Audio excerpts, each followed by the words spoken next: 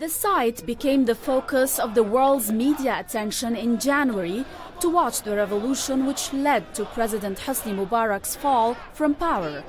But state-run TV virtually ignored the scenes, and the independent media had to risk government reprisals to report the events.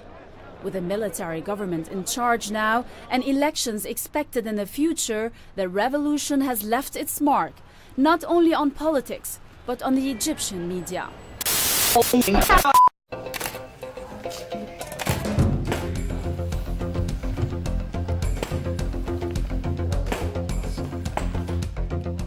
The editor of the lifestyle magazine eniGma, Yasmin Shihata, oversees a photo shoot with eniGma, one of the presenters of the independent TV channel On TV, an independent broadcaster which has seen audiences balloon in the wake of the revolution.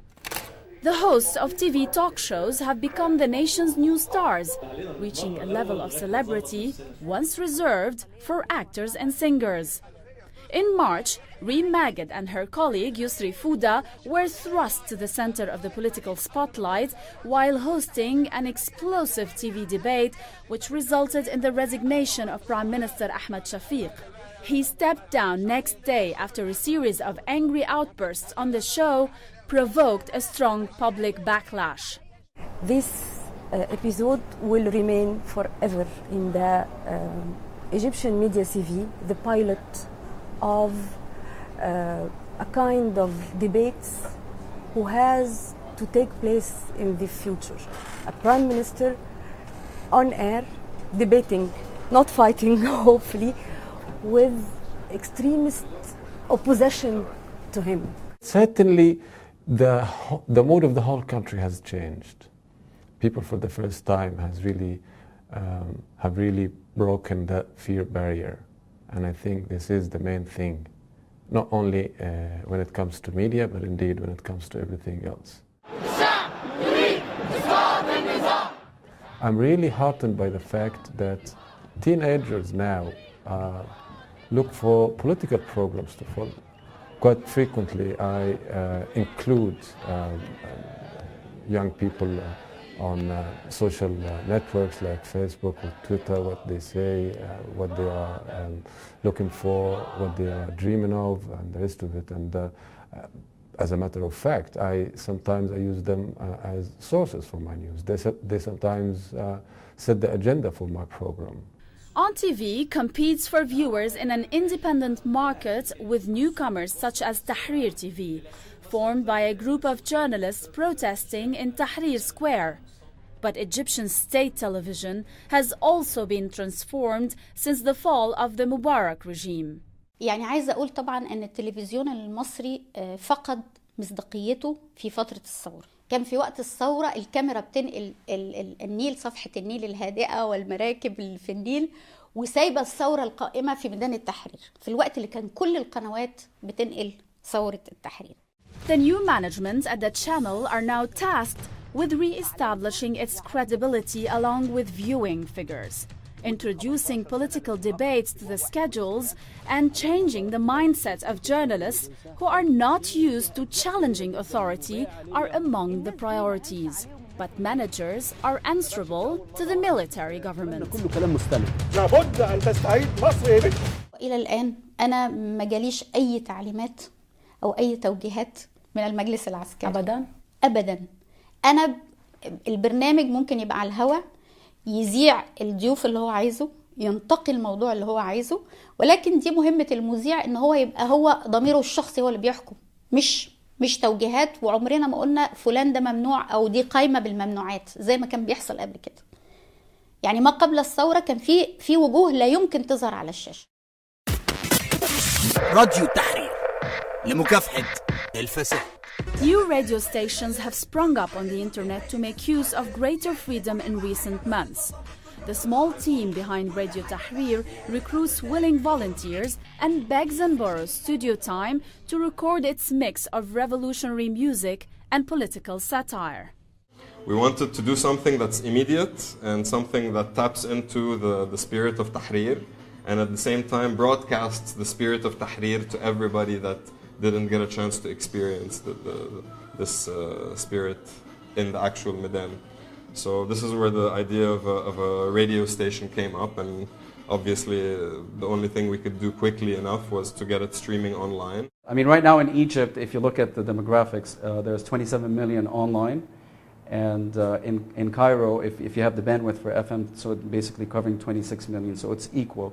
However, we're also focused on the diaspora of Arabs and Egyptians outside Egypt, so they actually can listen to Radio Tahrir, and we have close to 20 or 30% of our listenership coming from outside Egypt. There is this opening, there is this window of freedom that's been opened, but we're not sure. Every day the situation is very dynamic, so every day there's reporters and TV personalities and journalists that are being called into the military tribunal for questioning because they released something, or we've been told time and again that the military is a red line. So it seems like they're reverting back to the same psychology that was imposed on us before. A recent poll conducted by the US-based International Republican Institute suggested that most people turned to TV rather than Twitter and social media for their news during the revolution, with Facebook accounting for as little as 6%. الإعلام المصري ابتدى يعني يبقى جريء شوية بعد الثورة المصري قناة الحكومة، لكن برضه ما وصلتش للمصداقية اللي هي المفروض تبقى فيها عليه. كلهم أصلا ما بيحبش البني آدم اللي غير جلده بعد الأحداث، المفروض يبقى ليه وتيرة معينة زي القناة زي التلفزيونات اللي بره. لا، في تحسن دلوقتي كتير، وفي صحفيين ظهرت على السطح كتير، ما بقاش في استحقار زي الأول.